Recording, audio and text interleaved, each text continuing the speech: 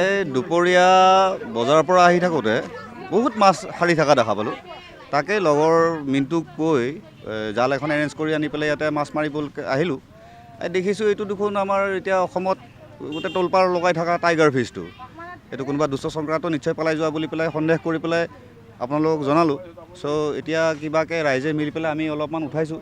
বাকীখিনি উঠোৱাৰ কিবা বন্দোবস্ত আমি নিশ্চয় কৰিব লাগিব। আৰু এইটো বেগা নদীৰ আপোনাৰ ডক্টৰ ভূপেন হাজৰিকা পথ, ৱাৰ্ড নম্বৰ 2, 2 নম্বৰ ৱাৰ্ডৰ শেষ সীমাটোৱে পৰে। আৰু এইটো পাৰত থাকোঁতে হাতেদিয়ে উঠালোঁ আমি এইখিনি যিখিনি মাছ আমি উঠাইছোঁ বৰ্তমান। এতিয়া নদীৰ ভিতৰতো আছে, সেইখিনি জাল মাৰি উঠাবলৈ চেষ্টা কৰা নাই আৰু আমি এতিয়া।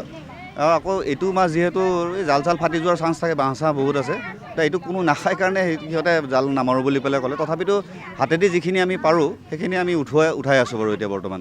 হয়, নিশ্চয় এনেকুৱা নিচিনা কাম কৰিলে বেয়া লাগে দিয়কচোন। যদি কোনোবা জনা শুনা ব্যক্তিয়ে কৰিছে, আমাৰ কোনোবা নিজৰে মানুহ হ'ব, যদি তেনেকুৱা কৰিছে আগলৈ যাতে নকৰে আৰু কিবা প্ৰকাৰে এই মাছখিনি উলিয়াই পেলাই নদীখন চাফা কৰিবৰ কাৰণে মই নিশ্চয় আহ্বান জনাম।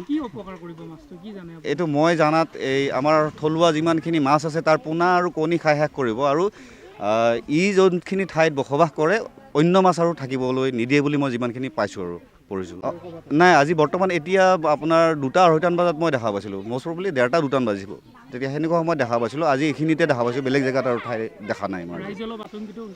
নিশ্চয় এইটো মাছে আৰু এইখন বৈগা নদীত এতিয়াহে দেখিছে এনেকৈ শুকাই আছে। যেতিয়া বাৰিষা এখন ভৰ নদী হয়, ইয়াতে বিভিন্ন ধৰণৰ মাছ আহে আৰু ওচৰৰ অঞ্চলৰ মানুহখিনিয়ে মাছ ধৰি খায়। আৰু এইটো মাছ যদি থাকে তেন্তে থলুৱা মাছখিনি থাকিব বুলি সন্দেহ আছে। আৰু মানে ওচৰতে বস্তাটো পৰি আছিলে, তাতে গম পাইছোঁ যে সেই বস্তাটো কোনোবাই তাৰমানে বস্তা দিয়ে 1 বস্তা এই মাছটো পেলাইছে নদীত।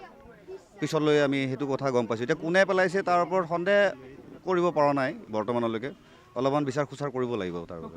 এইটো মাছৰ ব্যৱসায়িক স্বাৰ্থ বুলি মই গম নাপাওঁ। যিমানখিনি মই জানো এই মাছটোৱে বৰ্তমান লোকেল আৰু থলুৱা মাছখিনিক ক্ষতি কৰে বুলিয়ে যিমানখিনি মই গম পাই আছোঁ। ব্যৱসায়িক হিচাপে মই ইমানখিনি গম নাপাওঁ। কিন্তু ব্যৱসায়িক হিচাপে কোনোবা খাল বিল বা ফিচাৰী যদি মাছটো থাকে, বাকী লোকেল মাছখিনিৰ অপকাৰ হ'ব বুলি সিহঁতে উঠাই পেলাই দিব পাৰে, সেইটো সন্দেহ কৰিব পাৰি।